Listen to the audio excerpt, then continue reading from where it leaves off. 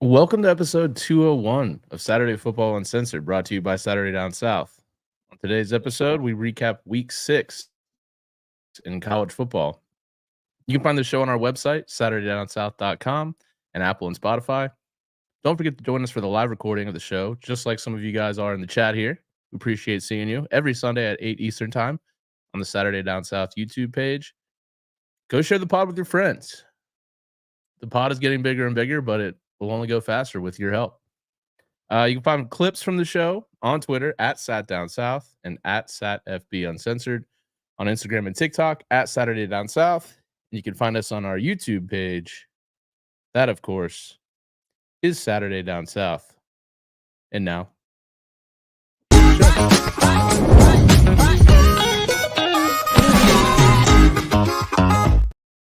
what's going on, everybody? Welcome back to another episode of Saturday Football Uncensored, brought to you by Saturday Down South and Texas Pete. I'm your host, Tyler Huck. And with me, as always, Chris Marler. Chris, good weekend, huh? It's a good weekend. Great good weekend. Dynasty's not dead. So you're in Atlanta right now? I'm in Atlanta. Yeah. So wait, you are too? I'm not in Atlanta, but I'm in Canton. Oh, okay. Similarly. What's up, Jeremy Schwinn? Yeah, no, it's I'm over in Johns Creek.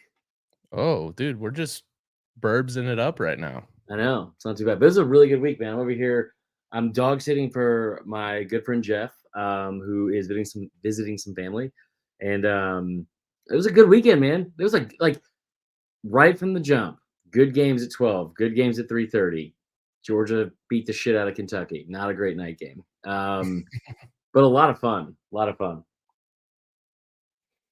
Yeah, man. And I noticed that you just didn't mention the 3:30 slate. But Bama? You mentioned it was a good weekend, and you were like, yeah. Yeah. Like, I'm fired up, man. Dynasty is not dead. I already said it. Dynasty's not dead. I need to grow my hair out to like right here. I need to get that jawline back because we are right back in 2009. And I need to just lean into it because I haven't watched an Alabama game in a long time where I'm like excited for the defense to get on the field. Yeah, man, the defense is really good. We'll get into that game, of course. Yeah. Zach Clifton? For me. Go ahead. What's up? I was going to say, just my favorite part of the weekend. Where's everyone from? What are you guys drinking? I got a massive pour of Four Roses.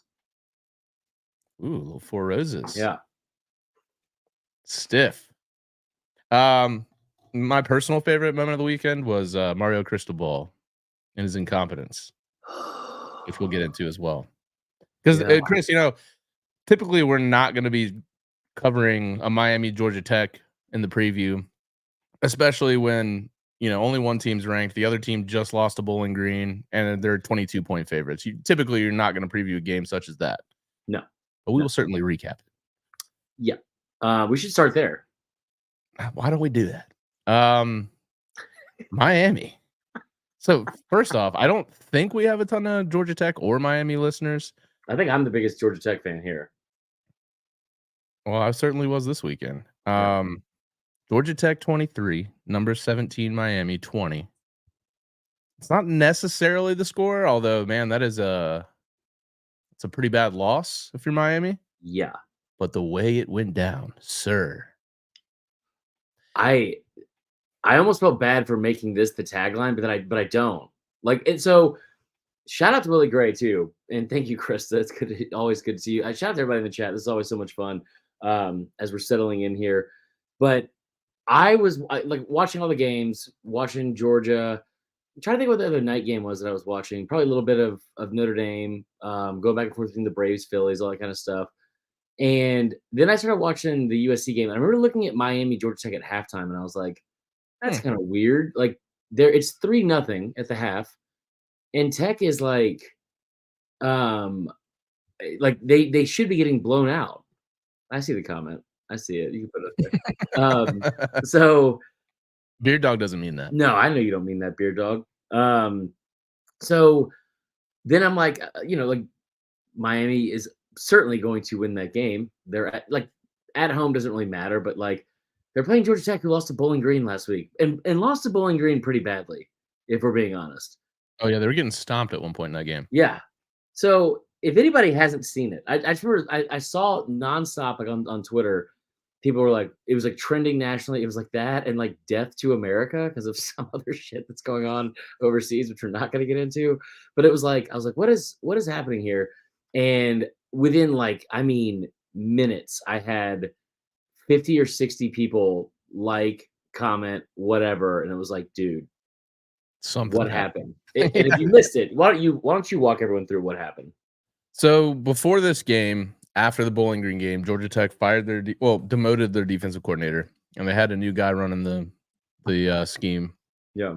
And it wasn't necessarily like if you look at the box score, Miami outgained Georgia Tech 454 to 250 as far as yardage. They had 23 first downs versus Georgia Tech's 12.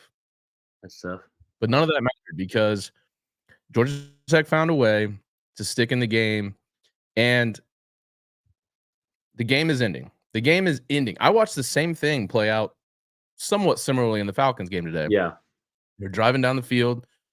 They could essentially milk the clock by kneeling it twice and then kick to win the game. No Right. problem. That's what the situation Miami was in, except they were leading the game. Right. And all they literally had to do was kneel it 3 times and the game was over. That's And it. for some reason, and by the way, someone on Twitter, and I'm not gonna be able to pull it up because it came up on my For You page, so I don't know who put it up, but they put the very last few plays of every game for Miami this year, and Miami has done this in every single game. Instead of kneeling the ball, they run the ball. He lost another game like this at Oregon. He did against Stanford. Right. In 2018. But essentially, for those that didn't watch it, I mean, it's been all over Twitter and SportsCenter and all that. All they had to do was kneel it out. Mario Cristobal decides to run the ball towards the end of the game. And Don Chaney, who had a good night overall, 23 carries for 103 yards, but this particular carry was not so great. He fumbled on the 3rd down run, and There's like 20 seconds left. And Tech has no timeouts. no timeouts. Brent Key, after the game, said, "We just thought they were going to kneel the ball." Mario Cristobal said, "We should have taken a knee." But they ran the ball, which is like, yeah, no shit, dude. Yeah, everyone knew that. But So instead, and Krista, hold on, Krista Kissinger brings this up, and she said, so they try to run the score up when the game is over. Karma. I saw this floating around Twitter, like they were trying to like run up the score so they could up their ranking or like because it was a close win against Tech. That's not what they were doing. It was that bad of coaching that they were not like this is what he does. Like this is like this is the way he attacks the end of games. It is like the most I'm gonna fucking say this phrase, even though I hate this phrase. It is like it seems like the most fucking sad boy, like desperately alpha male shit imaginable. Like I am, dude. We're not gonna take a knee. I won't bend the knee to anybody. we're still going to pound the rock, Still bro. pound the rock, bro. I'm Mario Cristobal. Look at my pecs, man. Look at my pecs. Yeah. And like they do it, they fumble. Tech has no timeouts, and so they have time for 2 plays. And Haynes King floats a pass across like from the right hash all the way across his body like for like 30 yards to like the Miami 48 or something. And then they run the last play. And I don't understand how you do this after this. Like you don't run prevent defense. You run a normal defense. You let Christian Leary, former Alabama player, somehow slip behind you. And he walks into the end zone with 2 seconds left. And the first thing you see is he crosses the goal line. The first thing you see, some fucking bottle hurled out of the stands from some angry ass Miami fan. Just like, I don't know. I don't know what he could have been doing. I don't know what he could have been doing. But it was one of the dumbest things I have seen at the end of a college football game. I mean, luckily the Bama game played out well because Milroe pulled some shit at the end of that, which we'll get into as well. But I just thought it was so dumb. And it was like, if you're a Miami fan, I think 2 things can be true at the same time. One, I'm shocked that they're ranked. I'm shocked that they're ranked this week. But like, you still should know that your team was good enough to be 6-0, right? Or 5-0, whatever it would be. but that's a loss. It's gonna that like they ruined a perfect season so far because of that decision in a really bad, like in a really bad conference outside of Florida State and North Carolina, and they had everything in front of them. Like Hey, don't forget Louisville, bro. Louisville as well. You were big on that all offseason.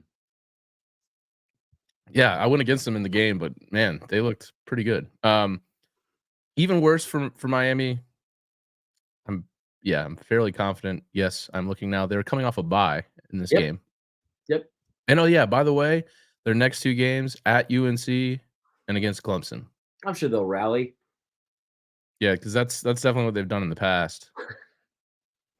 Still on the schedule after those 2 games at Florida State against Louisville. I just thought it was So one of the dumbest things I've seen in forever. Just one of those. You just know what the second dumbest thing was I saw this weekend, Tyler? what's that? Let's get into this bomb ass graphic, by the way.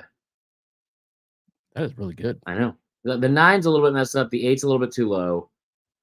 Other than that, pretty good. I literally never would have seen that had you not pointed that out. So I couldn't get the 5 and the 6 lined up completely because the 5 is at 52.3 on the font, and this is 52.8. And I just, it's fine. It's fine. But yeah, so the AP Top 25 came out, and I'm realizing something more and more. There's 2 things I'm realizing with the AP poll, and that is there is an actual SEC bias, for one. And you don't see it here because we're only in the top 10. But the other thing is that these voters really just you can't watch every game. You can't. You can't. Right. But they continuously seem to get it wrong. I don't have a single problem with I'd say the top 9. But outside of Mario Cristobal, the dumbest thing I saw this weekend, stop trying to make USC a thing. Like Yeah. they are so fortunate to be undefeated. And I went to bed. I went to bed at 1:15 or 1:30 in the morning after this game because or like in the fourth quarter of this game because I was like, hey, you're tired. It's been a long day. You had to get up early, make some breakfast. And yeah, I made a huge breakfast, by the way. It's awesome. But like this USC thing, I was like, they're up by 8. It's the fourth quarter. They've clearly come back.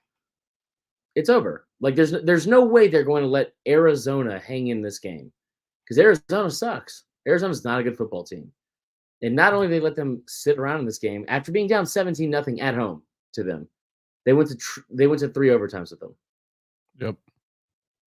And keep in mind, Arizona has been without their starting quarterback, Jaden Delora, as well. Yep. And their backup went 25 of 35 for 303 yards, 5 touchdowns, 1 interception. He might be 5'6". Yeah, no, I totally agree with you, man. Like you got to keep dropping USC because they're in 1-score games like the last few weeks against teams that they're wildly more talented than, favored by 3 scores at least. Mm-hmm. And their defense is atrocious, man. Like it's not gotten any better. They're not a viable contender. They're not. And I said this for the season, and people thought I was like out of my mind. I said they were the 3rd best team in the Pac-12. And right now, I can see just from the rankings, you can tell they are. But like, the season will play itself out. They're about to hit a tough stretch. They're going to play some actual fucking teams.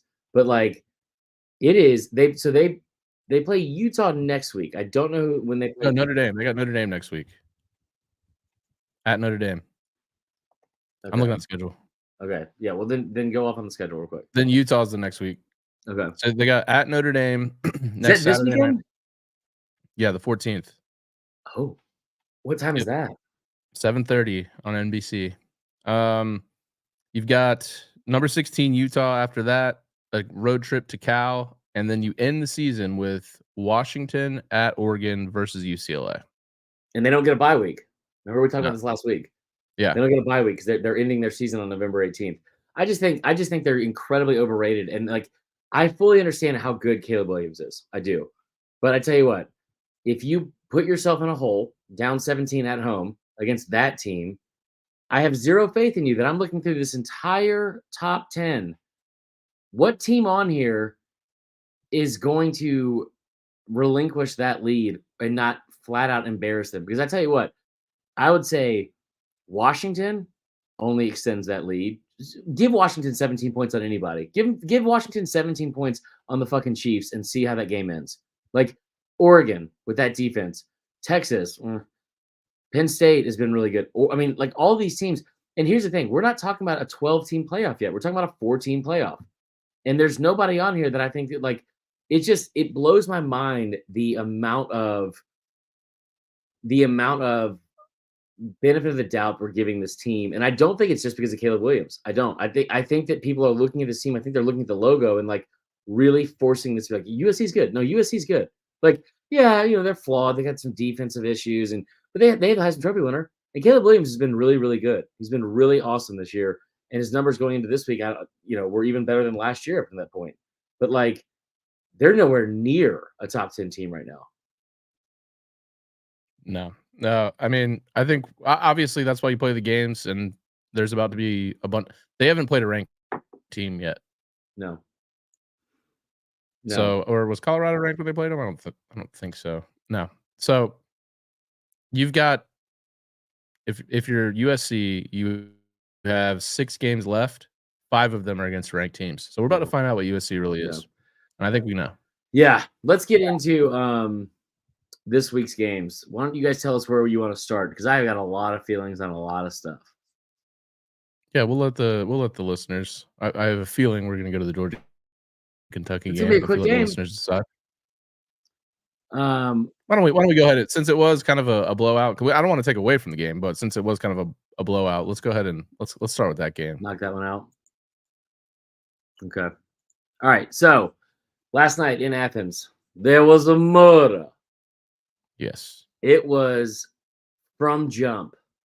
Georgia came out, and I for whatever reason, I had a feeling this is exactly what was going to happen. And we've sat here and we talked about how Georgia is off to a slow start. I tell you what, he's going to be listening, so I'm going to give him a shout out. Kyle Price, our good buddy, one of my best friends in the world for over 20 years now, which is crazy to say.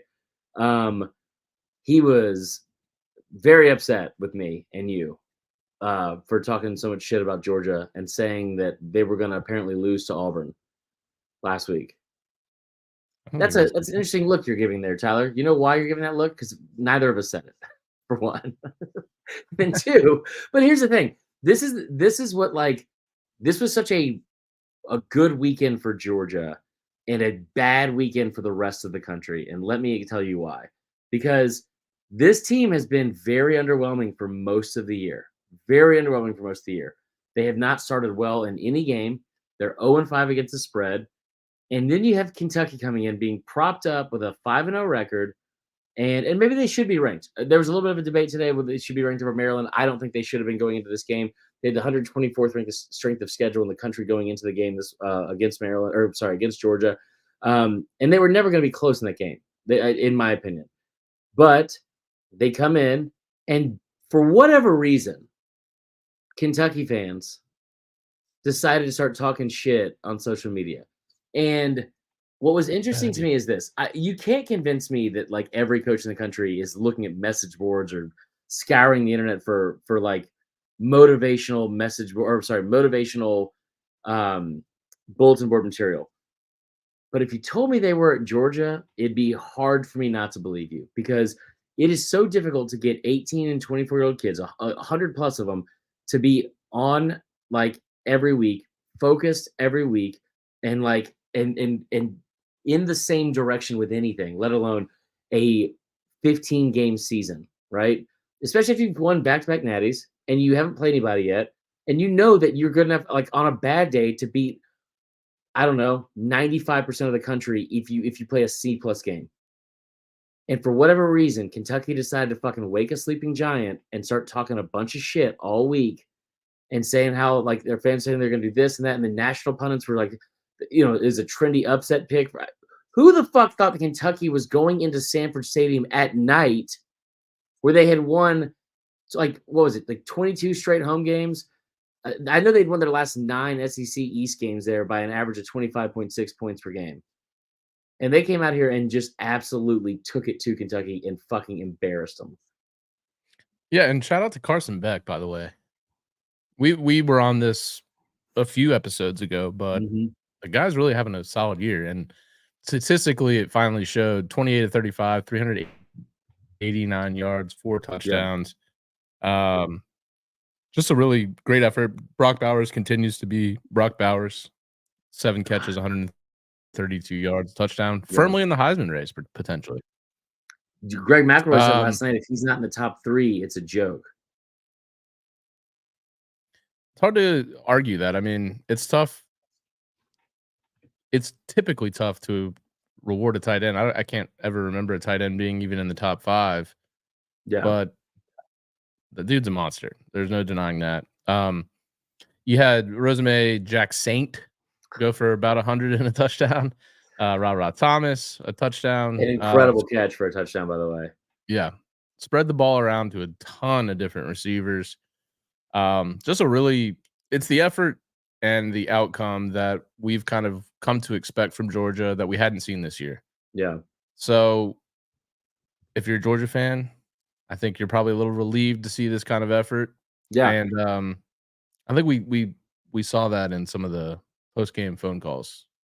Oh God. Hold on. We got a lot of them. Real quick.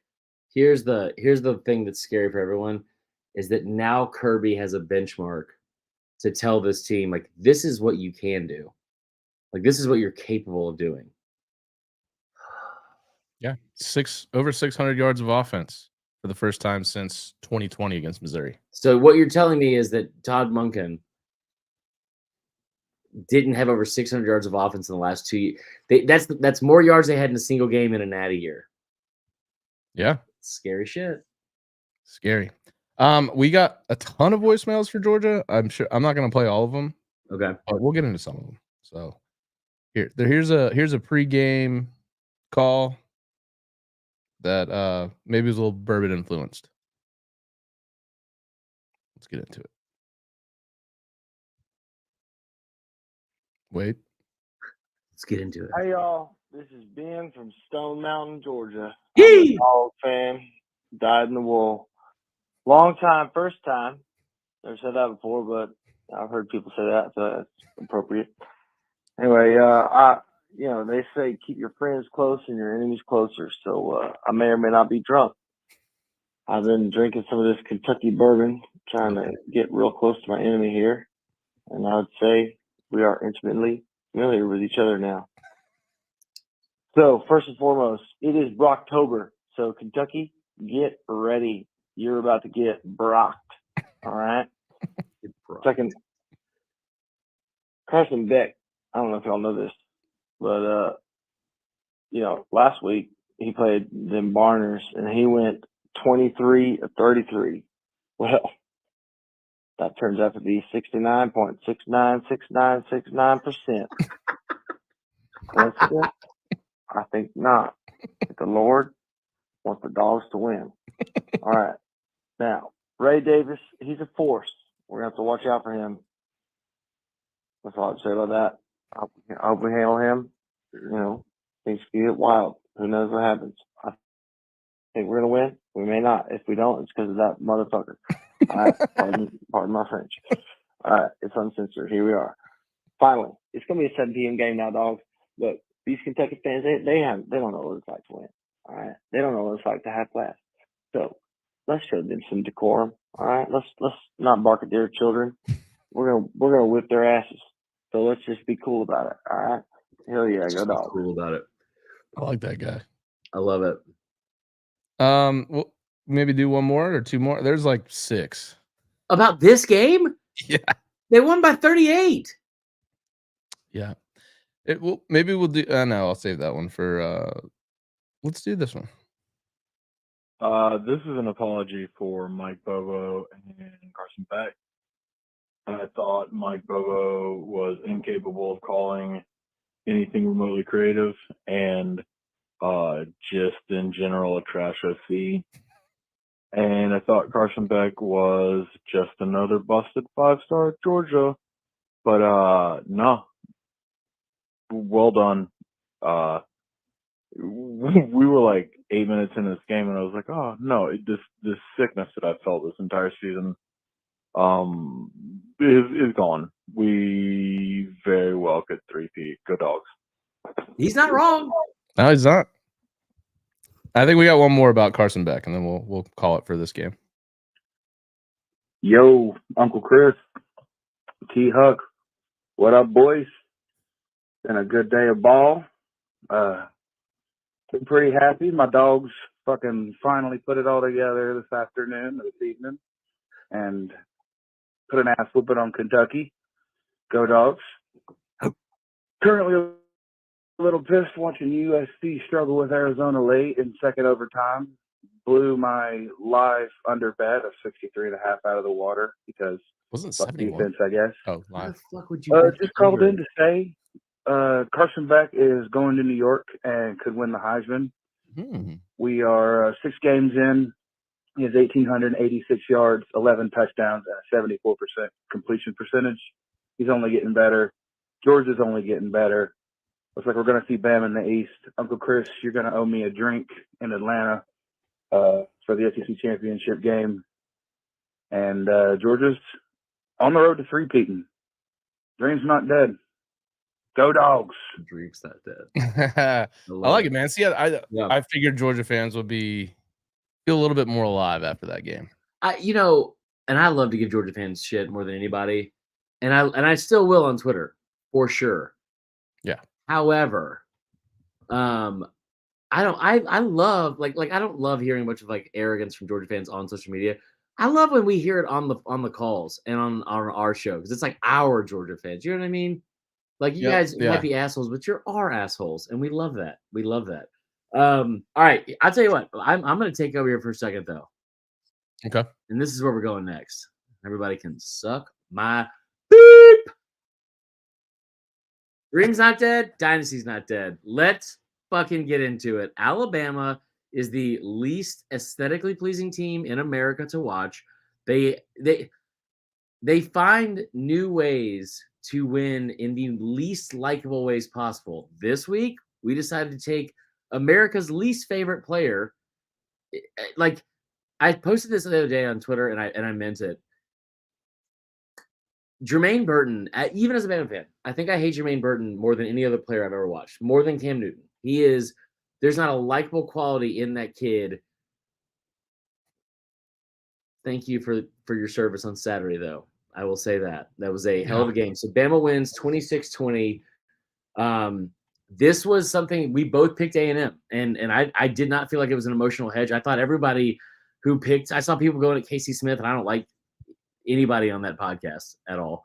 But I didn't think she said anything that was off base. Like I thought that they could have gone in there and beaten Alabama because they had a better defense. I love what Dorian said before the game, and I still don't even disagree. Better at special teams, better on defense, better on offense. However, that turned out to be not true. I say I don't disagree before the game. But I tell you what's happening with this Alabama team. They are so unstable and so flawed. I said this jokingly the other day. I didn't tweet it, but I don't think she can hear this because someone's over here right now. But I almost tweeted this out. If this team was any more flawed, I would fucking try to date it and move in with it at the same. That's how ridiculous this fucking team is to watch. But they came out, they got punched in the mouth early. If you looked at the bets that I told you to make this weekend, I said A&M score first. I thought A&M would cover the 3.5. Jimbo kind of fucked that at the end of the game with the kicking of the field goal. But man, I was happy. And the sky was falling for Bama fans. Sky was falling. You know how many yards rushing Bama had in the first half? I don't. Negative 13. Bad. Real bad. Real bad. Real bad. Down 17-10. And then Bama gets the ball to come out in the second half. And they come out and they are driving. They fumble because of a backside blitz that wasn't picked up because Caden Proctor is the worst. 9 false starts for Bama this week. Huh? 9 false starts for Bama in this. 9 pre-snap penalties. 9, and we're gonna get into the penalties in a second because I'm gonna be a little bit heated over that. Yeah, the refs. Yeah, it's out of control. It's out of control, and I need to calm myself before we get into it because I'm so fucking tired of hearing about it. And I don't know if you saw Twitter this weekend because I put together a fucking big pen in a 6th grade math homework notebook worth of stats about Bama in true road games in their last 17 true road games, not including the COVID year, and the numbers were alarming. It made it to Reddit. Somebody stole it, of course, and put it on Reddit. But no, so we'll get into that in a second. They overcame a lot. They overcame a lot of their own stuff that they did to themselves. And I woke up on Saturday and I sent a text out to a couple of texters. I sent one to Kristen Saban. I sent one to in that thread, a couple other Bama threads, and I was like, I don't know why, but I just have this feeling that Jalen Milroe is going to go off and just put 300 yards on this defense and just torch them. Partially because I didn't think we were going to be able to run the football. And like he throws the deep ball well. We got to watch Jalen Milroe grow up in front of our eyes on Saturday, and he was great in the intermediate throws. I don't know what DJ Durkin was doing. Like you could blitz him all day. They could not cover the receivers, and there's only 2 of them they had to cover. Bama gave this team every opportunity, and the refs gave this team every opportunity to win this game. And that Bama defense is getting nastier and nastier every single week. Every single week. You interject for a second. I'm gonna get some more drinks in me. There you go. Yeah, shout out to Jalen Milroe. Career high 321 yards. Obviously, he had the 3 touchdowns. Texas native. So back in his home state. Yeah, man. I mean, the penalties, I'll let you get into the ref side. But obviously the 9 pre-snap penalties, it's just got to get fixed. It didn't bite you in this game, but it surely can later. But Bama is a team that is improving every week, it feels, especially on defense. They're figuring out what they want to be on offense. And yeah, like we talked before the game, A&M had 2 straight games of 7 sacks or more, and they had 6 in this game. They had 4 in the first half. But it didn't. Yeah. But it didn't matter. Saban does it again. I feel like I always do this. I don't always do this. But anytime that everyone's back against the wall, Bama, everyone's picking Bama to lose, it feels like they always win. Yeah. Yeah. You know why, Tyler? Do you know? Here's a fun fact for you. Bama's been an underdog 5 times since 2009, I think. 5 times. Georgia in the SEC championship game by 7. They beat them by 17. Georgia by 3.5 or something like that in 2015. They beat them by 28. There's like Florida, I think 2009 SEC championship game. They beat them by 19. There's 2 more in there that I can't remember. But I was so impressed with one thing in particular, and this team is not a complete team, and there's so many flaws, and it does drive me crazy to watch stuff that's like, anybody that knows me, I've said this on this podcast for years, I feel like I've gotten better and more mature watching games. Okay, I do. I feel like I don't cuss as much watching games, and I handle things better than I used to. Pre-snap penalties will cause exorcism level of things to fly out of my mouth. I mean, like, there are a few things in this world that make me angrier than a fucking pre-snap penalty, and Bama had 9 of them on Saturday. But Will Reichard kicks another field goal. He's hit his last 25. That was impressive. And more than anything, I sat here and I listened to Bama fans complain about the offensive and defensive coordinators for the last 2 years, and I thought it was stupid because they finished in the top 10 in scoring offense and scoring defense a year ago. Those were like, you're not seeing anywhere close to those numbers on offense this year.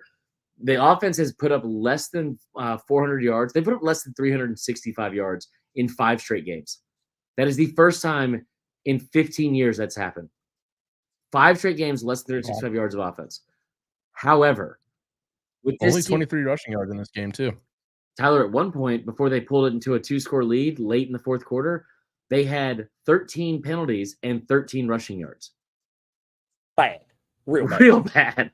But one thing this coaching staff has continued to do each week, and we saw it at Ole Miss, and we've seen it the past couple weeks, is they are making halftime adjustments. And that is something we did not see with Alabama a year ago, or really that much in 2021. And that's something that should be so promising for fans and this team, because they're coming out and they have a game plan. They're down 17-10 on the road. Everyone, including me, I mean, I wasn't counting them out, but people like Bama fans who are showing again why they're the worst now that they're not winning at the same level. Sky is fucking falling. I'm so like, we're ass, like we're cheeks. We're like, just say ass cheeks, by the way. It's so weird. Such a weird thing. And like so many people, like Milrose sucks, Tommy Reese sucks, who he kind of does. Like this defense, like well, everything's awful, and it's like, hey, this is not going to be comfortable at all. Okay, Bama wins are not going to be comfortable at all. But it's kind of fun again to go through like these like little roller coasters and panic attacks and heart murmurs and all these things each and every week. I said this like with Saban being there, sometimes you kind of look at games and you're like, it's not as much fun because you expect to go out there and play Arkansas and beat them by fucking 30. Each like you have 4 games a year. It's been like this is a team that they've played 6 games. I've thought they would lose 3 of the 6 games. And hats off to that coaching staff, and hats off that fucking team, and hats off to Jalen Milroe for going out there and hearing all that shit. Because you didn't block it all out. Hearing all that and still going to work and proving everyone wrong each week. It's been awesome to watch, and I'm so fired up for it. Well, I think the fans are fired up too. We did get some voicemails for this game as well. We got 1 mid-game and 2 after the game. So we'll go ahead and play a couple of these here. And remind me after we're going to tell the penalties. My bad. Okay. Here, I see the old Jermaine Burton having himself a freaking day. Finally, I mean, it only took 2.5 years, I guess. Whatever. But I just saw the blocked field goal, ran it all the way back for a touchdown. Scream my freaking life off, dude, because we should have just probably sealed the game right there. And then, of course, a flag. What is freaking new? Like every time, I swear to God, it's a theme this year for Alabama. That we have a flag on a touchdown play. Like they have it once or twice every freaking game. And of course, it had to happen there. Watching this next drive here, seeing what's going on, I swear to God, we better get a score right here and put this game away. You gotta tell them what we're getting into. Yeah, and also I'm getting into, we're on the way right now. Vlogs with me right here. Say what's up, boys. What's going on, guys? Enjoy the show. Hopefully y'all play it this week. So, it's your boy Logan. We're heading over to Athens. We stumbled upon free tickets. So hopefully see Kentucky ruin Georgia's season. Yeah, let's go Wildcats. Huh? You rock Kentucky blue on the nose. We're pulling in now. So yeah, call me Drizzy Drake for all the dogs. We'll see you guys later. Incredible. Call me Drizzy Drake for all the dogs. I don't even know. I feel like I don't know what that means. Do you? He just came out with a new album this weekend. It was pretty shitty, but he had that. That's a line from one of the songs in the album. Okay. I need to get on that, bro. We got a couple more here from the post game. So that was mid game. A lot of adrenaline. Left mid game, by the way, to go to Athens. Bold move, Cotton. Tyler, Chris, Bama fan here. I always say best college football podcast there is out there. You guys are the best. What a win, guys! What a win! And you know what's really messed up is so many things I was terrified of totally came to fruition. Absolutely happened. Milroe got sacked a whole bunch. Tons of penalties. Tons of false starts. The defense, oh my God, in the second half, my Lord, that defense came to play, baby. I game ball of the defense in the second half. And listen, I have rooted so hard for Jalen Milroe, for them to make him beat them and him beat them, throwing the football. No running game at all. Zero. Just no semblance of a damn running game. And Milroe said, I got your ass, Colt Aggie Nation, bitch. Roll Tide. That guy needs to come back and give more pregame pep talks. I have goosebumps right now, which probably says a lot about me, but yeah, that fires me up. All right, we got a couple more here. Yeah, what's up, T-Huck? What's up, Marla? This is Michael from New Orleans, Alabama fan.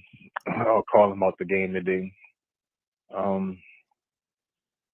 I can't lie, I was a little nervous about this game, wondering how our O-line will put up against the D-line and the A&M, and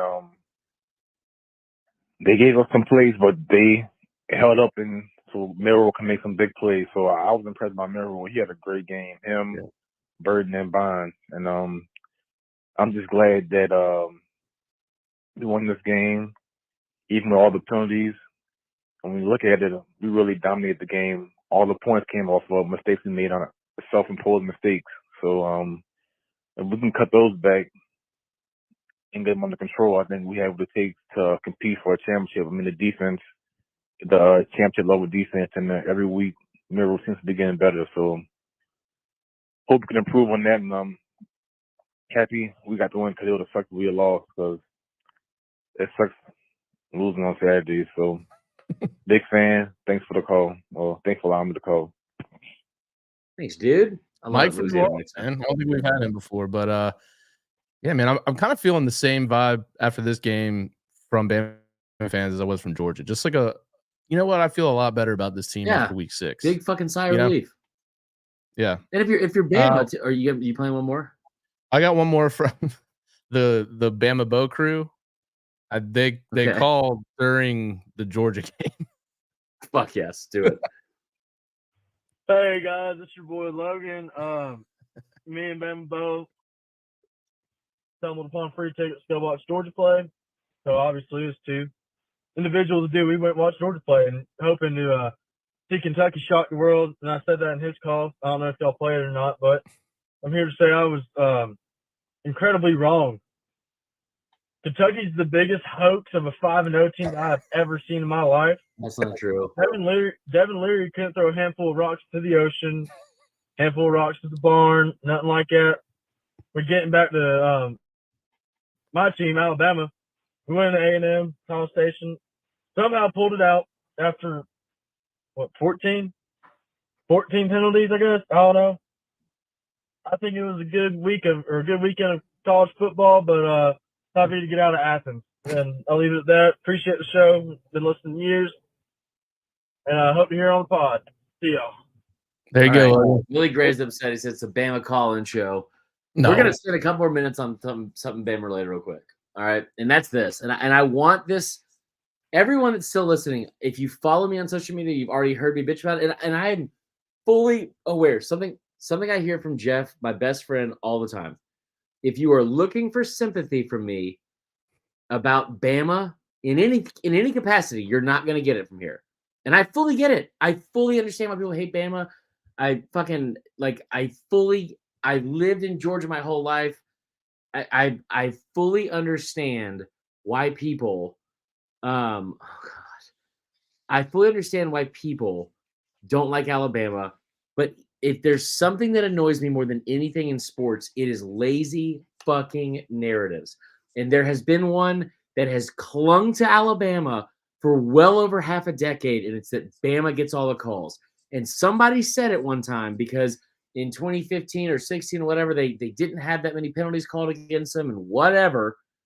And somebody said it, and it just became reality. And the reason why it became reality is because everyone sat there and watched Alabama get like absolutely skull drag their favorite team in whatever brief moment they thought they had a chance at scoring or pulling close or pulling even or maybe ahead. Something didn't go their way, and they got mad, and it became that should have been a penalty on here. I've never seen more a fan base put fucking collages together more. Yes, Dale, we do have sloppy, filthy mouths. Welcome to the fucking show. Anyway, so it says college football uncensored or Saturday football uncensored at the top of the screen.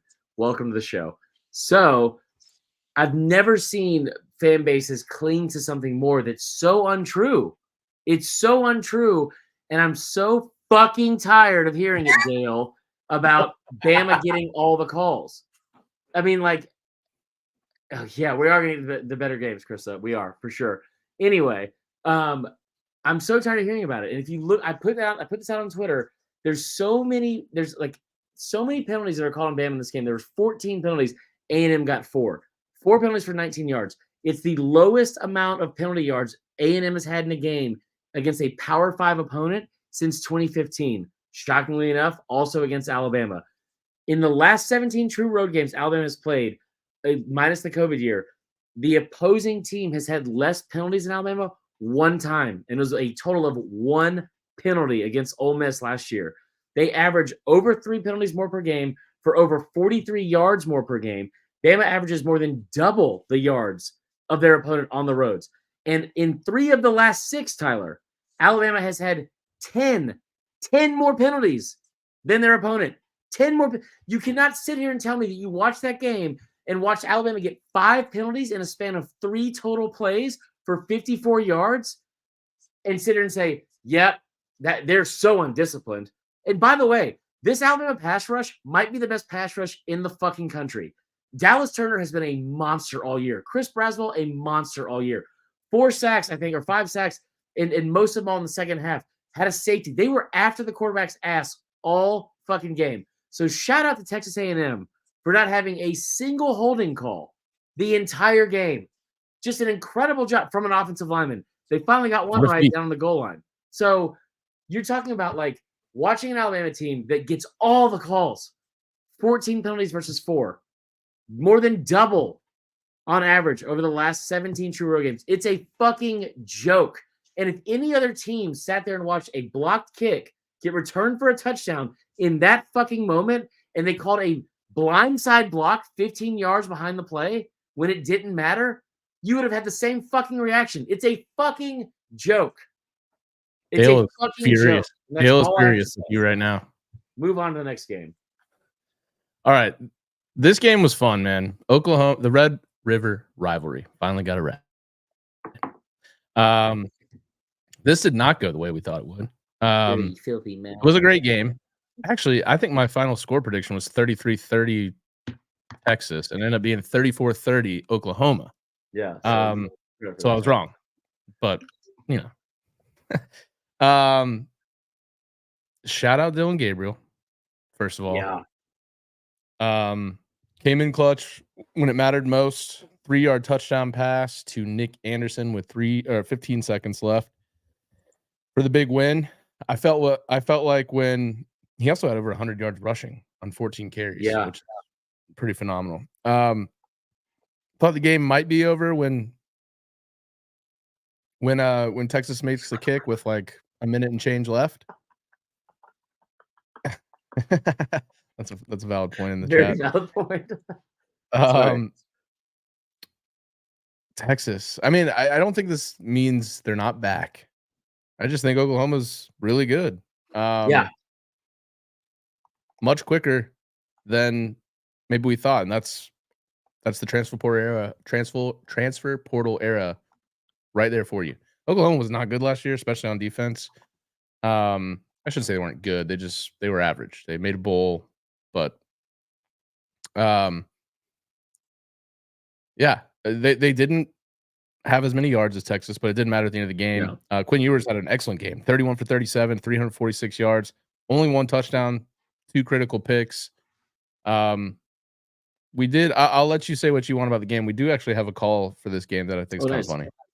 Okay, so I thought this was a lot of fun. This is a really, really fun game. A really fun game. It like people always joke around about how like Pac-12 After Dark or whatever games, whatever, are like, oh, this game's drunk. This game was hammered 6 minutes in. I mean, 6 minutes in, this game was insane.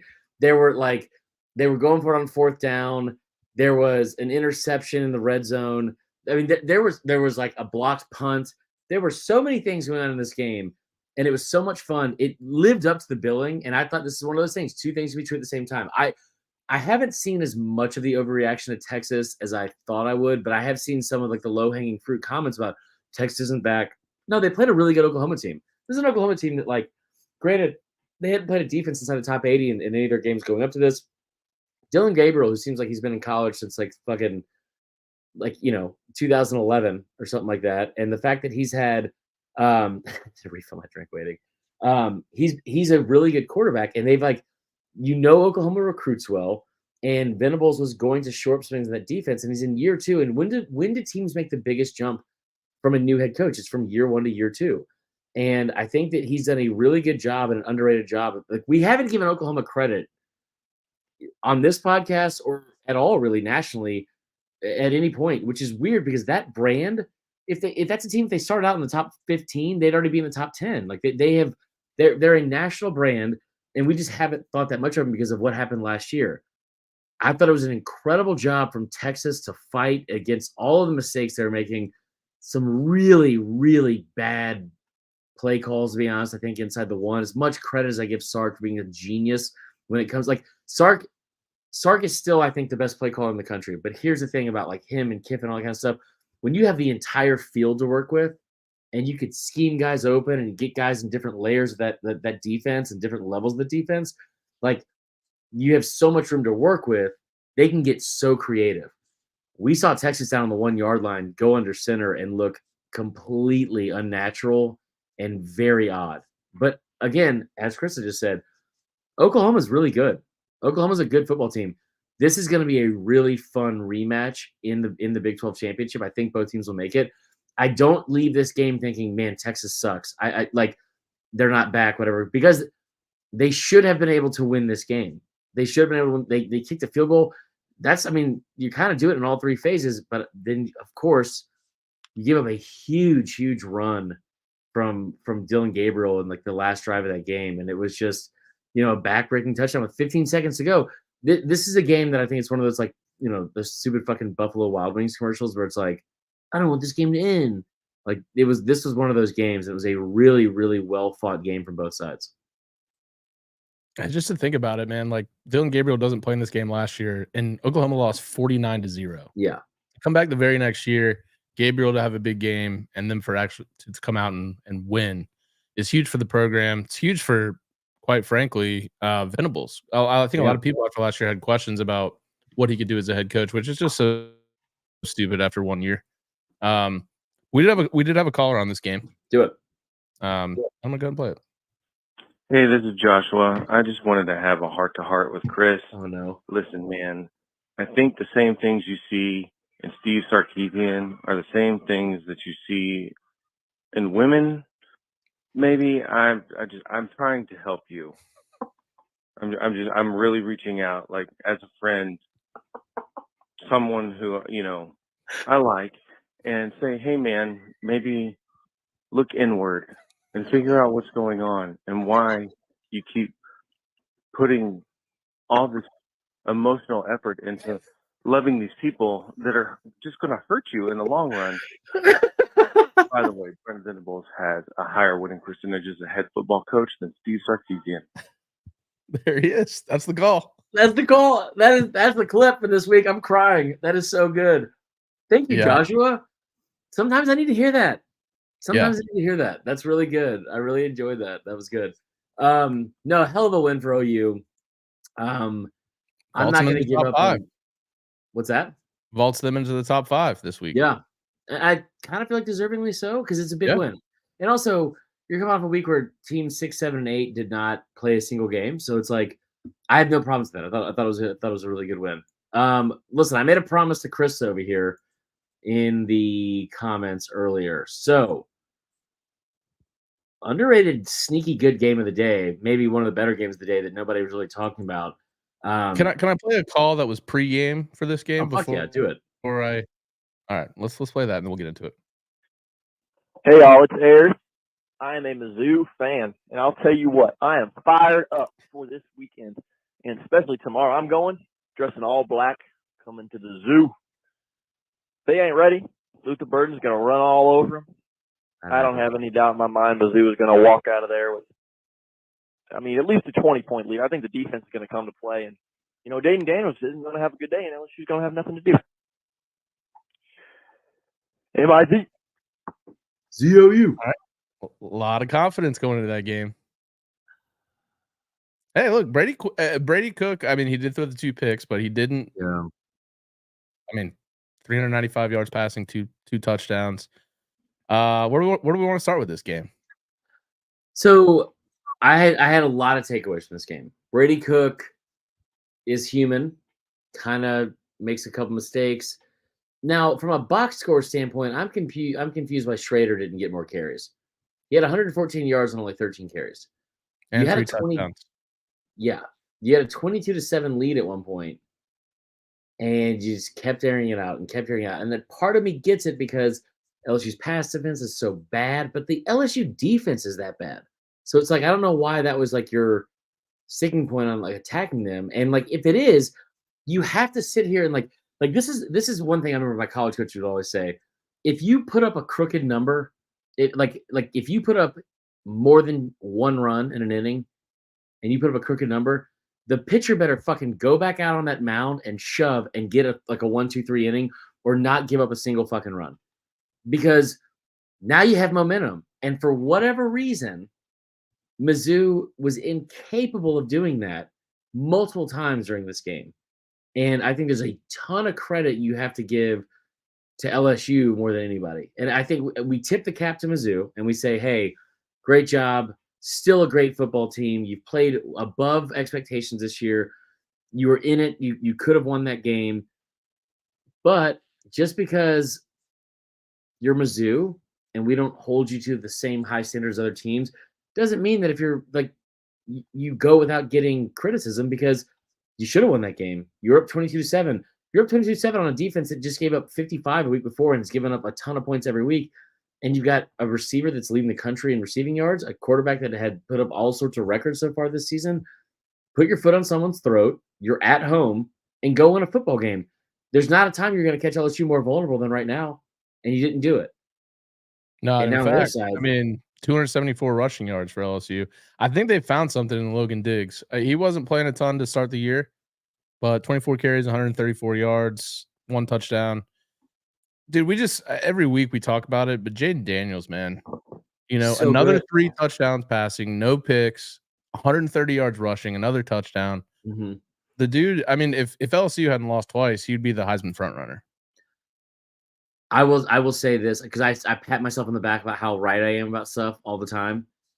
Jaden Daniels could not have been more wrong, man. Jaden Daniels is so fucking good, and he's so fun to watch. And like, what a special quarterback! Like, what a like. Honestly, I've been watching LSU play football. I think for what, like 30 plus years now. And obviously, Joe Burrow is Joe Burrow, and no one will ever top that season or that like play from that position. Jaden Daniels has been one of the best quarterback. He's been the second best quarterback, I think, in program history, if we're being honest. Like, what he's doing is so special. I mean, he had 28 touchdowns and 3 interceptions a year ago. And this year is like, he's so accurate with the football. He's so dangerous with his legs. He constantly, he could slide more.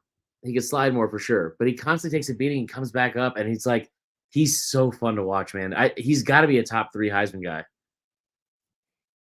Numbers wise, I mean, LSU is gonna if they end up losing 5 games or 4 games, maybe because I mean, I guess Lamar did win it when Louisville lost like 4 games, but Yeah, the numbers are through the roof. I mean, he got banged up in this game. Like Garrett Nussmeier had to come in, and he had a rib issue for the whole second half. Continued to gut it out. And man, that's such a good look. You still give up nearly 40 points to Mizzou, so the defense is not fixed by any means. But man, you put up 50 or 49. So it's like this offense.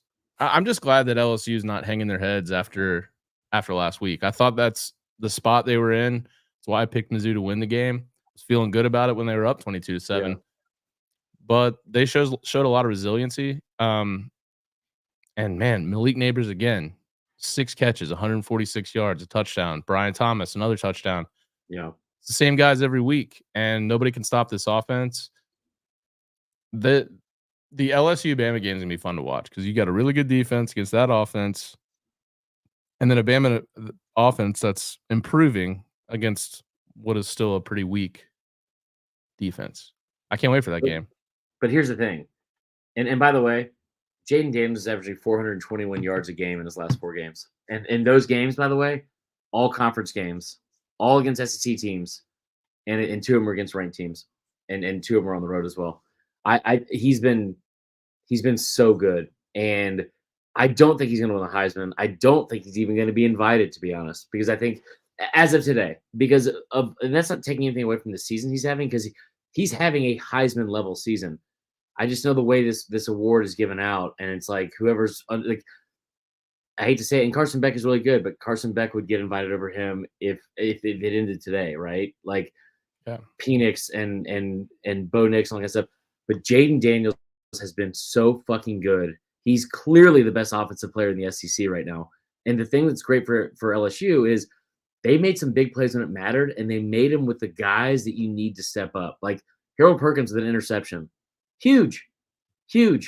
Like, and you were down on the road to an undefeated ranked team by 15, and you had every option to roll over and die because of all the outside noise and all the frustration, all that kind of shit. And what did you do? You end the game with a defensive play on a pick 6. That's a dangerous team, man. Listen, we talked about how great Bama is for a long time, but like this LSU team is going to put up points on everybody. You better be able to fucking score 40 if you're going to beat this team. You better be able to score 40 because they sure as shit will. Language is out of control. Yeah, I and think I was right. it is. Yeah. Sorry, Dale. Sorry, Season's Dale. obviously not over for Missouri. No. Great start. They do go to Kentucky next Saturday night. It's gonna be a tough one, but Missouri is clearly a team on the rise. You've got Burden for another year. And I mean, look, they're they were still underdogs in this game. Mizzou was. They didn't end up covering because of the pick six, but they were right in this game till the end. And I'm not used to seeing Missouri. I feel like it's been a long time since I've been like, yeah, Missouri just put up a casual 40 points up against LSU. Like they've got a really good offense. Yeah. Our caller from before the game actually did call in actually a couple hours ago. So I'll go ahead and play his voicemail. Hey, y'all, it's Ayers, Mizzou fan. I was wildly disappointed with our performance yesterday. I'm giving it a day to sober up, to consider what was happening. As we got all this hype in Como, I mean, everybody was fired up, ready to go, and we blew it. And I mean, really, Jaden Daniels caused us to blow it in stupid mistakes, typical Mizzou football. God, sucks. I mean, God, why do you have to fumble the ball 30 yards back? Stupid. Missed field goals. That was awful. Penalties. Yeah, sucks. LSU's not even that good of a football team. It's Jaden Daniels. It's his team. That's it. That's it. He's the only good player they have besides Malik Neighbor. Anyways, you're a great podcast, y'all. I love it. I'll keep listening. Mizzou's going to beat Kentucky, though. For sure. 100%. I love that. I agree. Right back to the confidence. Love that. And let me say this real quick, and because I love to fire up our fans and audience. I mean, I hate to hear that disappointment too, because I've just been there so many times where you feel like, man, that game was in hand. I'm in a house right now of a Mizzou guy, and I felt every fucking ounce of that, like because that is the kind of shit that happens in Mizzou, where it's like there was a couple of calls too there was one call I thought that was bad. There's also they had like a false start they got away with that led to like a go ahead score, a tying score. So it wasn't like the officiating like helped them, but like it is stuff like that where it's like you bad snap that goes wherever, like it's 4th and 32. That sucks. Now I will say this: if you're Mizzou, the best way to get back on track, the best way to get right back on track in that confidence, go out and beat Kentucky. Because if there's a team that has plagued Mizzou more than anyone, it's Kentucky for whatever reason. Just the weirdest losses, the dumbest shit imaginable. They constantly get wronged by the refs, by them. Go out and beat Kentucky. Kentucky's vulnerable too right now. And you're a better football team than Kentucky, to be honest. Like, go out there and beat them. Because I tell you what, this game comes down to a lot of quarterback play. We just talked about Jaden Daniels. Brady Cook is a much better quarterback than Devin Leary. And that is something I didn't think I would say, but I say with 100% certainty now. What else do we have here? We should probably talk about. Let's skip over this. Let's talk about it briefly. Great win from UCLA. Fun little back and forth.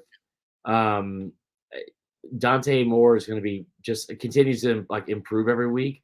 Don't think this is anything that's even that bad about Washington State. Just went on the road, played in like I don't think a tough environment necessarily, but like you were on the road. I was a little bit disappointed the way it looked because it's coming off a bye week, but good win for UCLA, man. The Pac-12 is deep. Like there's gonna be a lot of these losses, and it doesn't need to be one of those things where it's like, well, obviously they were pretenders because they were 4-0 and lost to UCLA. No, UCLA is a good team too. Yeah, I agree, man. And that down the stretch in the Pac-12 is gonna be a lot of fun. You're gonna get USC, Oregon, USC, Washington. I don't. Do Washington and Oregon play each other? They play this week. So hell yes. So here's the thing too, and I saw this, and I don't even want to give the guy a shout out because he's been on this podcast before this year, and he was a total dickhead. I'm not going to say his name, but you know who I'm talking about. It was the worst guest we've ever had probably on the show. That being said, he came out with a graph today. It was a graph today that came out there, and it was like, here's every team's remaining schedule, and it was like or ranked teams on their schedule, and if you look at the Pac-12 teams, there's like 5 remaining, like currently ranked teams on that remaining schedule. And that's crazy. Like it's a very deep league. We're about to get into like, man, think about how fun September was. It's about to only get better. Have you seen the schedule for this week? I haven't had a chance to look at it, but I'm very excited about Oregon Washington. That's at 3:30. We're at 12 against Arkansas. You guys are at 12 against somebody. Syracuse. North Carolina plays, I think, Miami, Yeah, they do. or Duke plays Miami. Duke plays Miami. No, it's North Carolina. Okay, so then Yeah. Notre Dame plays USC, Yeah. A&M and Tennessee. Now, if you're on your ESPN app, now go ahead to next week, dude. Week 8? Yeah, because also I think it's like Oregon State going to plays now. UCLA, I think, this week. I'm pretty sure that's who it is. There's Okay, so for this week coming up, we've got, as far as ranked matchups, you got Oregon, Washington, A&M, Tennessee. It's not a ranked matchup, but but still. it's a good game. You got Auburn, LSU, not a ranked matchup, but still a fun game. You got Miami, North Carolina, Missouri, Kentucky, USC, Notre Dame, UCLA, Oregon State. Great matchups. Now go to next week. Next week, Duke, Florida State, Clemson, Miami, UCF, Oklahoma could be kind of fun. Whatever. Okay. Penn State, Ohio State, Washington State, Oregon, Utah, USC, Tennessee, Bama, Ole Miss, Auburn. I cannot wait for the next 2 weeks. Dude. And think about the weeks we just had. All right, I don't really want to talk about Notre Dame, Louisville. I don't think we have a big Louisville contingent, and that's the only reason why. Hell of a win from Louisville. Yeah. Tip my cap to you, man, because you were on Louisville before the season started. I thought you were crazy. They have been really good. They're undefeated. I think they're up to in the top 15 now. Great win. Really shut down Notre Dame. Notre Dame. And let's close with this one, though. Okay. So I have some thoughts on this, and I'm not going to get into whether or not Maryland is better than Kentucky, because they are. Maryland should have been ranked going into this game, and they weren't. I think Ben Diesel, our buddy, he threw out a stat that is like crazy, but very, very good. I think Maryland's opponents going into this game don't have like one combined Power 5 win, which is crazy to me. Maryland's a good football team. Here's why I want to talk about this game. Maryland was up 10-0 on the road in this game. Ohio State coming off a bye week. Told you some of the numbers in the 5 games that Ryan Day had coming off a bye week. They won those games by 40 in 4 of the 5 of those games. Looked a little bit like they struggled early. But here's a thing that great teams do against other good teams, okay? You find yourself down early because I tell you what, Maryland has got a great quarterback, and they've got a really good offensive mind as their head coach. So they're going to be pretty good on script. Ohio State is still feeling some things out with what their offense is. But they were down 10-0 in this game. And it was kind of close in the second half, right? I think it was tied at halftime. It was tied at halftime 10-10. Yep. And going into the fourth, they were up 20-17. Ohio State's defense, I saw this tweet from somebody I didn't know. It's like just a normal person. I think it wasn't like media. That was like, it's a shame that CJ Stroud never got to play with this Ohio State defense. It's a shame that Dwayne Haskins didn't either, and like a couple other guys, because this Ohio State defense, we talked about all offseason, is for real because they've got dudes everywhere. And there were a lot of times I thought Maryland would call plays because they could not drop back for 4 straight quarters and try to find open guys. They had to get creative and draw plays or screen passes. Anytime they rolled out Talia, Ohio State was right there. Anytime they tried to throw a screen pass, right there. Anytime they tried to drop back, especially in the second half, they were all over his ass. And it was a really good defensive performance. Ohio State's going to be scary because they can play some defense. Yeah, I'm really looking forward to. I think this version of Ohio State faces up much better against Michigan than the last few years. Like that's going to be an absolute war at the end of the year. The Penn State game's going to be great as well. Mm-hmm. So yeah, man, I'm higher on Ohio State than I have been all year now. McCord's finally coming into his own as well. They're one of the most talented teams in the country. They're dangerous. And it's going to be interesting to see how it progresses. Lastly, your top 5. Yeah, let's close it out here. So my top 5, I'm going to keep Washington at number 1, just because they haven't. Okay. Okay, they haven't deserved to be removed from that. At 2, I will put Michigan. Okay. I'm finally sold on Michigan. I think they're better than I gave them credit for. Really good. At 3, I will take Georgia back in the top 5. There they are. We see what they're capable of now. Really good. 4, Ohio State. And at 5, I'm going to put Oklahoma ahead of Oregon. But I'll put Oklahoma up there because I thought it was an impressive win away from home. There you go. I'm gonna go. I've been wanting Georgia to show me something, and I think they did this weekend. I'm gonna put them back at the top spot. I'm putting Georgia back at the top spot. Okay. I'm gonna go Michigan too because really, they've done exactly what they're supposed to do every week. And then they haven't played a great schedule, but they're dominating teams. I mean, their defense outscored Minnesota, I believe, this weekend. So really good performance from them. I'll go Ohio State 3. My top 5 is exactly what the AP top 5 is. Washington scared me. Maybe I'll put Washington in ahead of Florida State. Florida State. Someone in the chat wanted me to mention them, so I won't mention them for too long. But they found a run game this week. Finally, Virginia Tech's not a good opponent, but they haven't been able to run against anybody. And Trey Benson had 200 yards rushing. First fucking answer your text messages, dickhead. Me? Yeah. From you? Yes, I was asking you because I was gonna ask if I should take Florida State on over Saturday. 37.5. Yeah, dude, I didn't have service. I was in the mountains. Unbelievable. Yeah, so I'll go Georgia, Michigan, Ohio State. I'll go Washington, Oklahoma. I do think Florida State's. I'm a little hesitant right now. That's the emotional hedging in me. That's fair. I'm no longer as confident as I was. Can we talk about one more thing before we sign off? Yeah. I have an answer to a question I was asked from a couple of the haters on here and a couple people that I like that were giving me shit for patting myself on the back about all these picks. Somebody asked me last week, they said, why do you spend so much time congratulating yourself and bragging about the picks you made? And I will answer that question with 2 answers. 1, because we celebrate the fucking wins. Yeah. We celebrate the wins. I'm not even going to get into the fact that how ridiculous I've been performing at this point, but you celebrate the wins. And 2, I'll answer your question with another question. Why do we love to bookmark shit on Twitter and go at people when they're wrong? People love to call people out when they're wrong. And for whatever reason, we innately don't like to hear people say, "Hey, I was right about this." Isn't that cool? We love when people are wrong. And for whatever reason, it irks people when we're right. That being said, I'm about to irk the shit out of some people. Call me Irk Nowitzki because your boy went 10-3 this week. 10-3, probably so.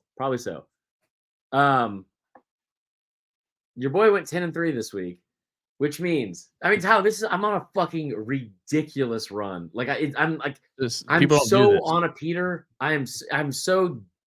The Peter is so deep in me right now. It's I don't even know how to say it. It is like. The Pete is deep. It is.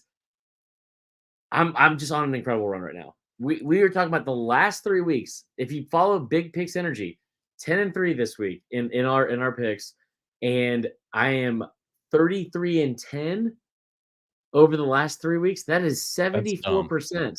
We're up to 65-25 on the year. So here's the deal. I'm going to do 10 games this week again. 10 games. And when I do that, that means we will have 100 total picks to the halfway point of the season. So we can see exactly what percentage of the math's easy for everybody. But Elite is 56. Elite is 56. And I'm at 72%. And I didn't take the A&M money line. Which is way higher. Huh? Which is way higher than 56. Yeah. Somebody said, keep dating this new girl, Chris. Well, we're going to end the show. So a couple of my wins from the weekend, just because I don't do it a ton. I had Nebraska plus 3.5. They won the game outright. I had Virginia Tech, Florida State over 53, UCLA -3, Iowa -2.5. I should learn something. Don't bet unders. I had UGA Kentucky under and Notre Dame Louisville under. 54.5. What was that final score? I think that under probably hit. 20 to 30. That hit. 53. So how Let's what'd you go for in the week? 5-2? 5-1? Yeah, 5-2. I thought Florida State would get off to a slow start. They were up like a lot to a little. So Yeah. that was wrong. And then I got the UGA Kentucky under wrong, which I had it right on the Kentucky side, but I didn't expect Georgia to go off for 51 points and go over the damn total themselves. So Yeah. shout out to Georgia. Shout out to us because we killed it with this week with the picks. And that's the end of the show. So as always, we really appreciate you all listening to the show. It would really help us in the growth of the show if you would rate us 5 stars on Apple and Spotify. Leave us a review and we will read the best ones on air. Like and subscribe to the YouTube page. Don't forget to leave us a message. We are turning this thing into a regular segment where we'll be picking our favorite voicemails and displaying them out on social media. So if you don't want people to know your real name or you're a little bit nervous about what you should say, just keep it awesome and crazy, but don't go too crazy because we're going to put this shit out on social media. So leave a message 770-674-8233.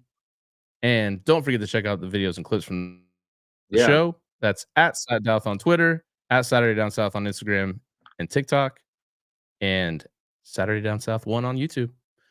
For Chris, I'm Tyler. We really appreciate you guys tuning in, and we will see you guys.